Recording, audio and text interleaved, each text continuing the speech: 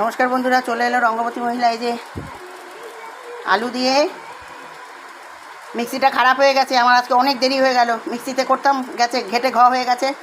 তা যাই হোক, গোটা ওই যে রসুন দিয়েছি কুচিয়ে, পেঁয়াজ কুচিয়ে, টমেটো, লঙ্কা, কাঁচা লঙ্কা দিয়েছি, স্লাইড গুঁড়ো লঙ্কা দিয়েছি, আলু দিয়েছি, সমস্ত দিয়ে চিংড়ি মাছ আর হাঁসের ডিম, কলা পাতায় পাতুরি এইসবে নামিয়েছি। বুঝলেন বন্ধুরা, এই যে ফুটছে।